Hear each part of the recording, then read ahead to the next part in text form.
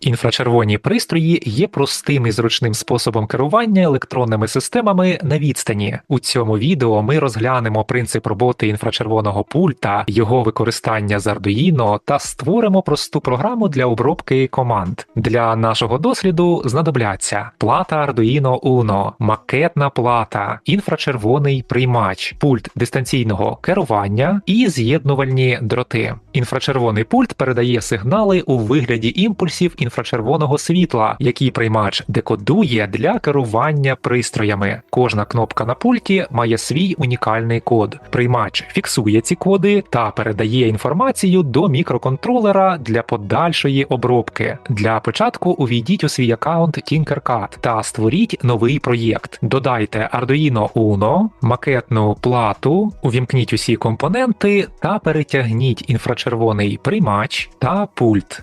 З'єднати все дуже просто. Встановіть інфрачервоний приймач. Підключіть контакт GND до піна GND на Arduino. Контакт VCC з'єднайте з 5-вольтовим піном і контакт Signal підключіть до цифрового піна. Ось і все. Далі напишемо код. Прибираємо все зайве та залишаємо порожні методи setup і loop. Спочатку підключаємо бібліотеку IR Remote, яка дозволяє обробляти сигнали з інфрачервоного пульта. Оголошуємо константу для піна, до якого підключений приймач. В нашому випадку це 8-й пін. І створюємо об'єкт Infrared Receiver, який відповідатиме за обробку сигналів. У методі setup ініціалізуємо серійний порт зі швидкістю передачі даних 9600 біт на секунду. Це потрібно для відображення результатів у моніторі. Та активуємо приймач для зчитування сигналів. У методі loop перевіряємо, чи отримано сигнал від пульта. І якщо так, то зчитуємо код кнопки. Для цього зчитуємо сирі дані сигналу та зберігаємо їх у змінній signal код.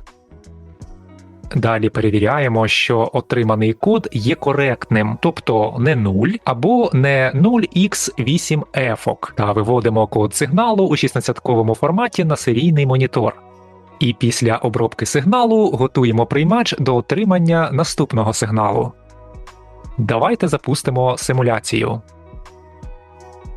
Натискаємо на кнопки пульта, та в серійному моніторі мають виводитися їх коди. Чудово, все працює. Для більшого інтересу можна додати логіку керування світлодіодом залежно від отриманого сигналу. Наприклад, код однієї кнопки буде вмикати світлодіод, а інші кнопки вимикати. Давайте підключимо світлодіод до 11-го цифрового піна Arduino. Не забудьте також підключити резистор на 220 Ом, щоб уникнути перевантаження виходу. В коді спочатку оголошуємо константу для піна, до якого підключено світлодіод. У методі setup оголошуємо наш пін як вихід та вимикаємо світлодіод для безпечного старту. У методі loop давайте запрограмуємо вмикання світлодіода на кнопку Power, а будь-яка інша кнопка його вимикатиме. Тож, запустимо симуляцію та скопіюємо код потрібної нам кнопки з серійного монітору.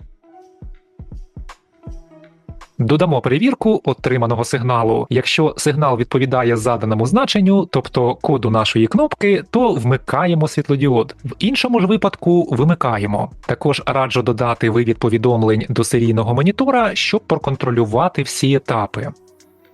Запускаємо симуляцію та натискаємо на кнопки пульта. Якщо ви натиснете на кнопку, що запрограмували, світлодіод має загорітися, а серійний монітор виведе повідомлення LED turned on. При натисканні будь-якої іншої кнопки світлодіод погасне. Це простий, але водночас наочний приклад того, як можна використовувати інфрачервоні сигнали для управління пристроями. Що ж, тепер можна збирати схему на реальних компонентах та під'єднувати до комп'ютера. Для початку нам потрібно завантажити останню версію бібліотеки IR Remote, яка дозволяє Arduino працювати з інфрачервоними пультами. Для цього в Arduino IDE переходимо до Library Manager та в рядку пошуку пишемо IR Remote. На момент зйомки цього відео остання версія бібліотеки 4.4.1. Встановимо її.